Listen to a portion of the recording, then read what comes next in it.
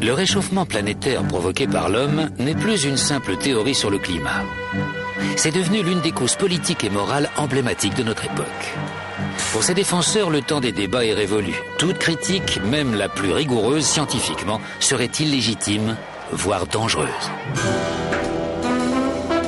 Pourtant, dans ce film, nous allons montrer que les températures actuelles n'ont rien d'extraordinaire, que le climat de la Terre a toujours changé et qu'aucune preuve scientifique ne démontre que le climat est déterminé par le dioxyde de carbone, généré ou non par l'homme. Partout, on vous répète sans le moindre doute que le changement climatique est le fait de l'homme. C'est un mensonge.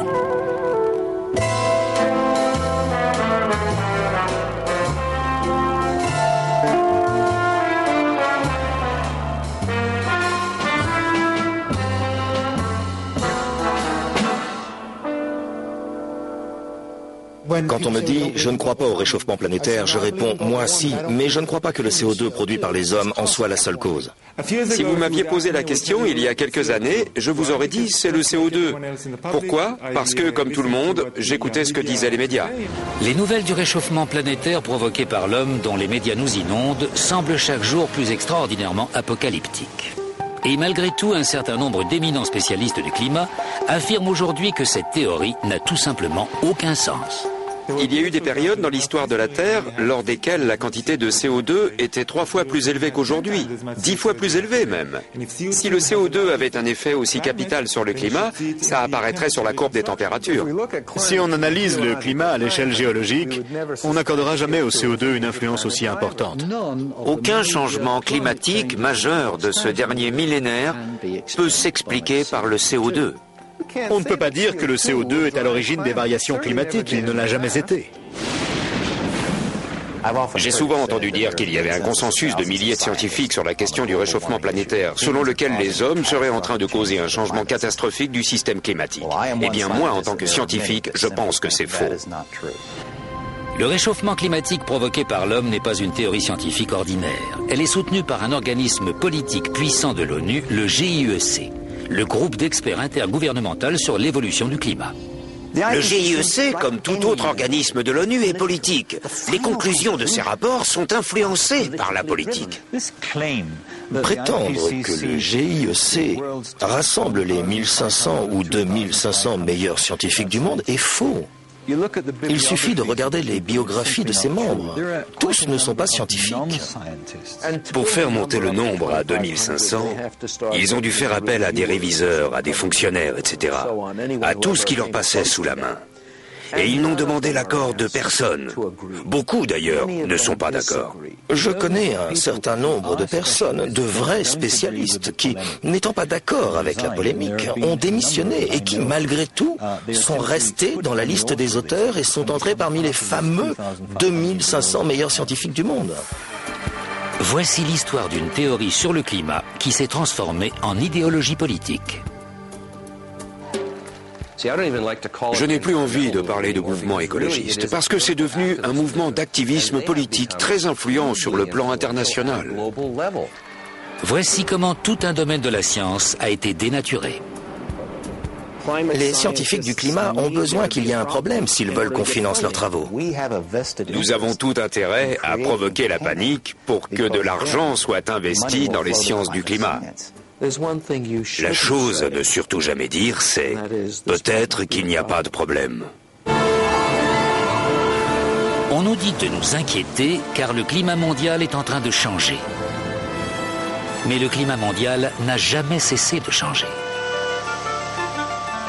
La longue histoire de la Terre est ponctuée de périodes bien plus chaudes ou bien plus froides que la nôtre. Le climat a toujours évolué sans que nous, les hommes, n'y soyons pour quelque chose. La tendance actuelle au réchauffement remonte à il y a au moins 200 ans. Elle suit une période très froide de l'histoire de la Terre que les climatologues appellent petit âge de glace. Au XIVe siècle, l'Europe est entrée dans le petit âge de glace. Et durant les hivers les plus durs et les plus rigoureux de cette période-là, la Tamise gelait. Avant le petit âge de glace, a eu lieu une période de douceur lors de laquelle les températures étaient plus chaudes qu'aujourd'hui. une période que les climatologues appellent optimum médiéval. En Europe, elle correspond au temps des bâtisseurs de cathédrales. Il est important de comprendre que le climat au Moyen-Âge a permis un tout nouveau style de vie.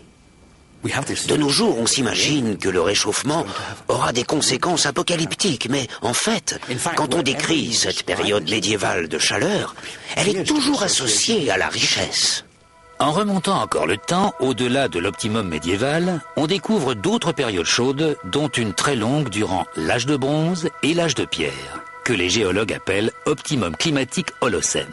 Les températures étaient alors sensiblement supérieures aux températures actuelles, et cela durant 3 millénaires. Les variations climatiques du passé étaient de toute évidence naturelles. Alors pourquoi serait-ce différent aujourd'hui ?